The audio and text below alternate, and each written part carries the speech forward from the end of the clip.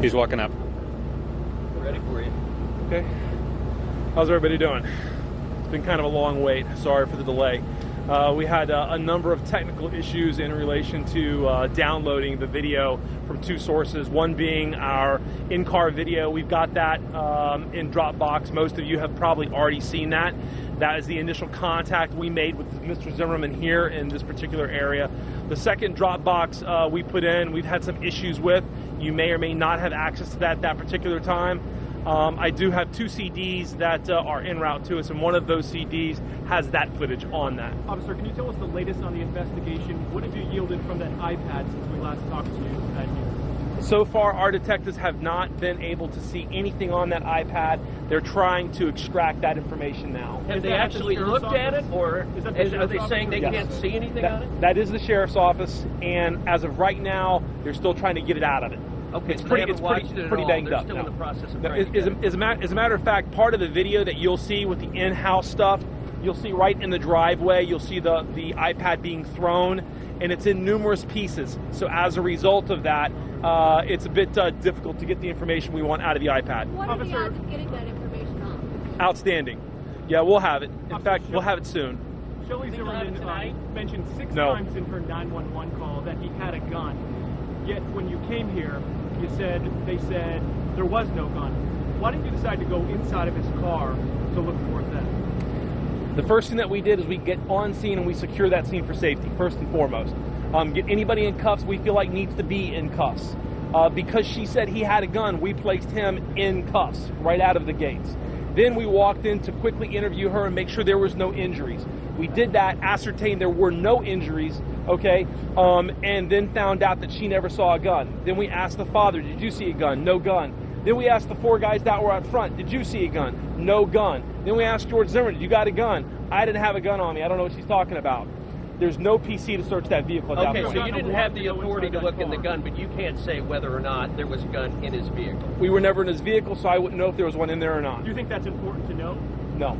Not in this particular situation. Because once she says, and everybody else, that they never saw a gun, that nobody saw a weapon in this whatsoever, once that happens, our legal authority to go into that vehicle to search it is null and void.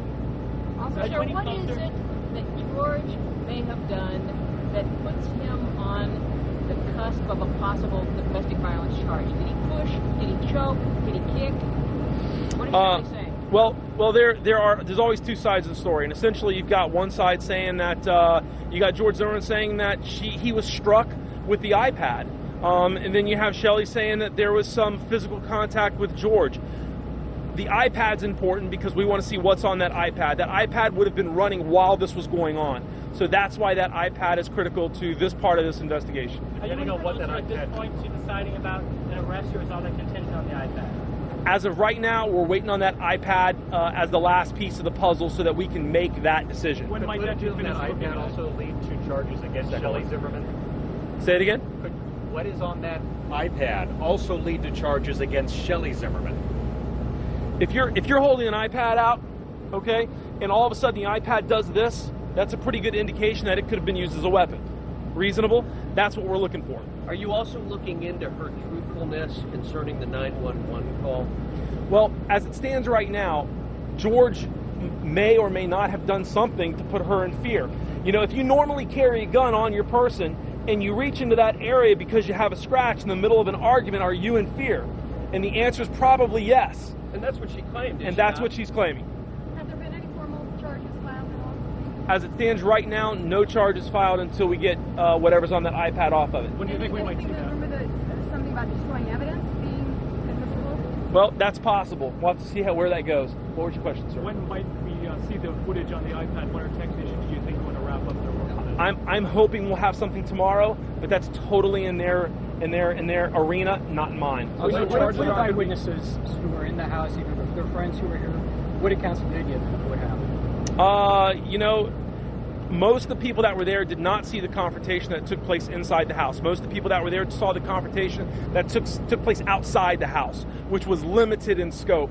And as a result, they're not solid when it comes to what took place inside the house when it comes to a domestic battery call. We know the father doesn't want to press charges, but do you guys know that if George Zimmerman did or did not punch him in the face? Allegedly, they got in a confrontation. Who punched who in the face, I don't know. Apparently, the fire department came in and took a look at the father, and he had a red mark on his nose. In that video, it looked like maybe something in the middle of the street was being surrendered. Do you know what that was? When he was down on his knees, or when he was in the process of that? What was that? I don't know. I'd have to check. I could suggest it might be one thing or another, but I don't know for sure what it was. Based on the surveillance video that you've now released of the house, can you basically clear anybody of any wrongdoing based on that surveillance video pending the next round of video? I mean, looking at the video that you've released, did anybody do anything wrong? The video that we have so far is inconclusive. That's why the iPad video is at this point the key piece. And you feel your chances are excellent of getting the video out of that iPad, despite the fact that it's been busted into several pieces? Yes, sir, I do.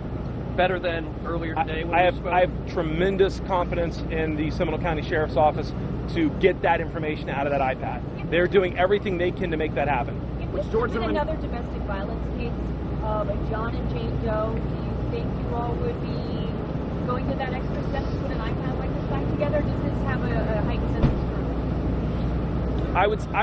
I would say any crime that's committed, we're going to do everything we can do to solve that crime, and this is a crime.